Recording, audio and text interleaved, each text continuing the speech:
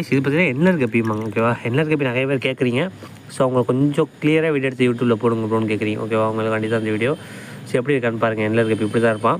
So plantation tank இந்த மாதிரிலாம் வச்சுருந்தீங்கன்னா நல்லாவே இவனுக்கு இருக்கும். இவனை விட்டிங்கன்னா செம்மையாக இருக்கும். ஓகேவா, ஸோ வால் பார்க்குறதுக்கு தண்ணியில் இருக்க பார்க்குறதுக்கு அந்த ஒரு இதில் மட்டும் வாலில் க்ளோயிங் மாதிரி ஒரு இது லைன் வந்துருக்கும்.